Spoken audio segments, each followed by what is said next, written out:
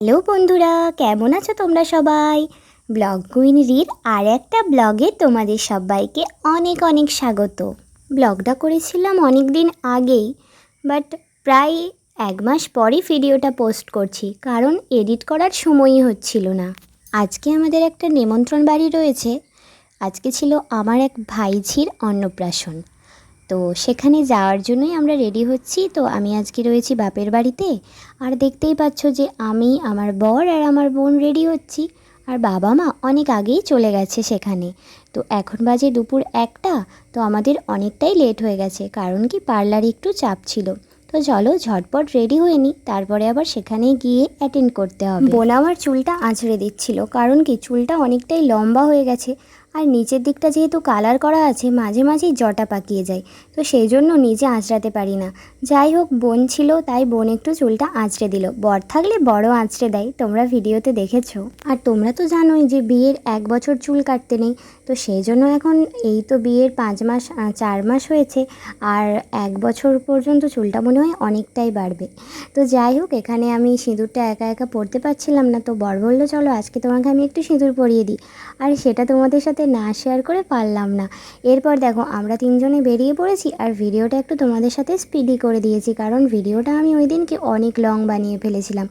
এই যে বরের বাইকটা ফাঁকেই ছিল, তো ও বাইকটা নিয়ে আসুক আর আমরা এখানে দাঁড়িয়ে আছি। আর দেখতে পাচ্ছ এই লাল শাড়িটা কিন্তু আমি আজকে নতুন পরিয়েছি, সাথে ব্লাউজ পিসটাও কাটিয়েছি। জানি না কেমন লাগছে। এই লাল শাড়িটা কিন্তু আমার বিয়েতে আমি গিফট পেয়েছিলাম, আমার বাপের বাড়িতেই কেউ একজন আমাকে এই লাল শাড়িটা গিফট করেছিল।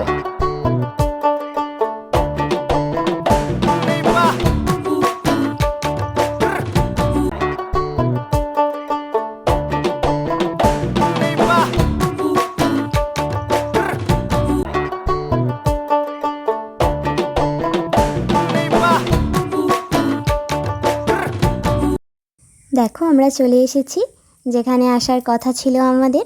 তো এসেই দেখছি যে ভাইজি এখানে খেতে বসবে, মানে আজকে তো ওর অন্নপ্রাশন, তো প্রথম ওর মুখে ভাত হবে।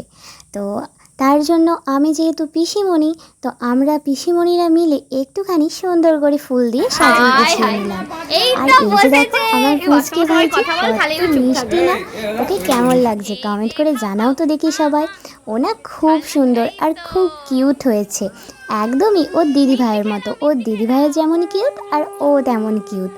তো ওকে খাওয়াতে গিয়ে দেখতে পাচ্ছ সে কি নাজেহাল অবস্থা, ও তো কাঁদতেই চলেছে, কেঁদেই চলেছে, ওকে থামানো যাচ্ছিল না। তারপর ওর খাওয়া দাওয়া হয়ে যাওয়ার পর একটুখানি বাইরে নিয়ে এসে আমি আর আমার বর মিলে ওকে একটু ঘোরাচ্ছিলাম আর একটু চটকাচ্ছিলাম। দেখতে পাচ্ছ কি সুন্দর গলু বলু একদম। আর দেখো বন্ধুরা, এটা না হচ্ছে আমার দেশের বাড়ি। তো এইখানে আমি অনেক দিন পরে এলাম, আর দেখতে পাচ্ছ কত কাঁঠাল হয়েছে, এটা আমার ছোটো কাকিমাদের গাছে। তো অনেক দিন পর ঘুরে দেখছিলাম চারপাশটা, আর এই যে বাপিকেও দেখাচ্ছিলাম যে দেখো বাপি, ভাইদের গাছে কত কাঁঠাল হয়েছে। তো যাই হোক, ভালো লাগলো আজকে অনেক দিন পর দেশের বাড়িতে ঘুরতে এসে। আর তোমাদের কেমন লাগলো আজকের পুরো ভিডিওটা অবশ্যই কিন্তু কমেন্ট করে জানিও।